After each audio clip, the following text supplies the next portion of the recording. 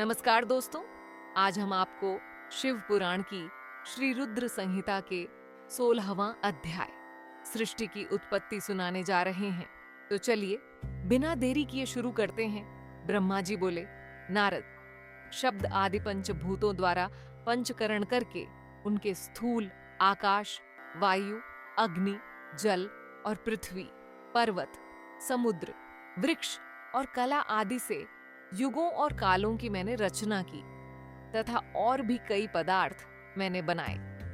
उत्पत्ति और विनाश वाले पदार्थों का भी मैंने निर्माण किया है।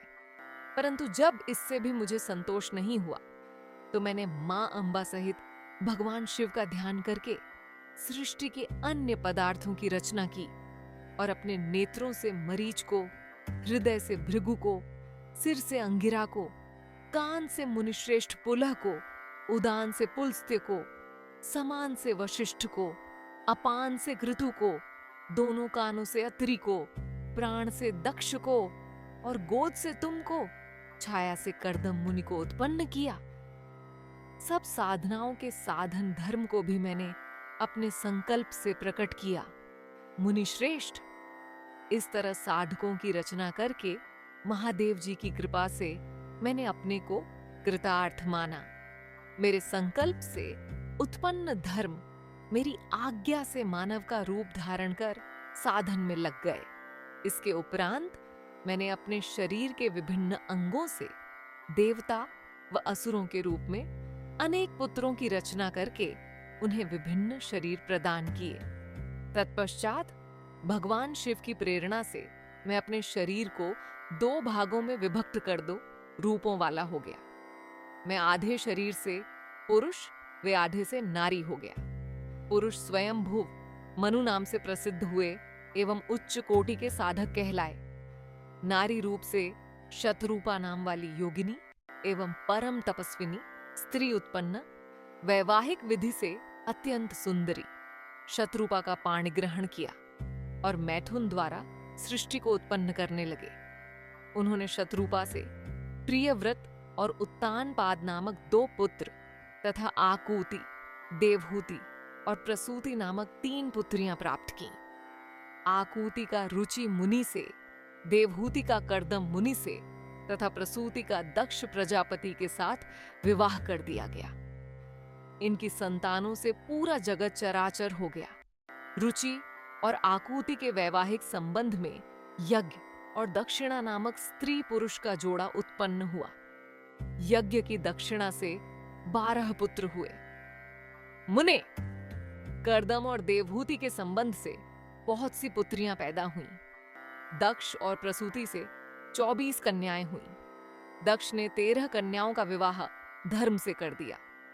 ये 13 कन्याएं श्रद्धा, लक्ष्मी, धृति, तुष्टि, पुष्टि, मेधा, क्रिया, बुद्धि, लज्जा, वसु, शांति, सिद्ध और कीर्ति हैं।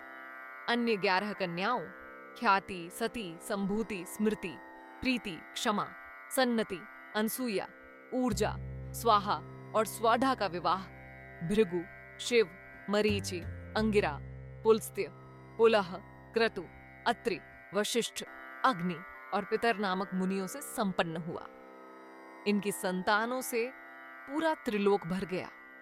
अंबिकापति महादेव जी की आज्ञा से बहुत से प्राणी श्रेष्ठ मुनियों के रूप में उत्पन्न हुए। कल्प भेद से दक्ष की 60 कन्याएं हुईं। उनमें से 10 कन्याओं का विवाह धर्म से, 27 का चंद्रमा से, 13 कन्याओं का विवाह कश्यप ऋषि से संपन्न हुआ। नारद, उन्होंने 4 कन्याएं अरिष्टनेमि को ब्याह दी। भृगु, अंगिरा और कुशाश्व से 2-2 कन्याओं का विवाह कर दिया। कश्यप ऋषि की संतानों से संपूर्ण त्रिलोक आलोकित है। देवता, ऋषि, दैत्य, वृक्ष, पक्षी, पर्वत तथा लताएं आदि कश्यप पत्नियों से पैदा हुए हैं। इस तरह भगवान शंकर की आज्ञा से ब्रह्मा जी ने पूरी सृष्टि की रचना की। सर्वव्यापी शिवजी द्वारा तपस्या के लिए प्रकट देवी, जिन्हें रुद्रदेव ने त्रिशूल के अग्रभाग पर रखकर उनकी रक्षा की, वे सती देवी ही दक्ष से प्रकट हुई थीं। उन्होंने भक्तों का उद्धार करने के लिए अनेक लीलाएं की। इस प्रकार देवी शिवा ही सती के रूप में भगवान शंकर की अर्धांगिनी बनी। परंतु अपने पिता के यज्ञ में अपने पति का अपमान देखकर उन्होंने अपने शरीर को यज्ञ की अग्नि में भस्म कर दिया। देवताओं की प्रार्थना पर ही वे मां सती पार्वती के रूप में प्रकट हुईं और कठिन तपस्या करके उन्होंने पुनः भगवान भोलेनाथ को प्राप्त कर लिया। वे इस संसार में कालिका, चंडिका, भद्रा, चामुंडा, विजया, जया, जयंती, भद्रकाली, दुर्गा, भगवती, कामाख्या, कामदा, अंबा, मृडानी और सर्वमंगला आदि अनेक नामों से पूजी जाती हैं। देवी के ये नाम भोग और मोक्ष को देने वाले हैं। मुनि नारद, इस प्रकार मैंने तुम्हें सृष्टि की उत्पत्ति की कथा सुनाई है। पूरा ब्रह्मांड भगवान शिव की आज्ञा से मेरे द्वारा रचा गया है। ब्रह्मा, विष्णु और रुद्र आदि तीनों देवता उन्हीं महादेव के अंश हैं। भगवान शिव निर्गुण और सगुण हैं। वे शिवलोक में शिवा के साथ निवास करते हैं।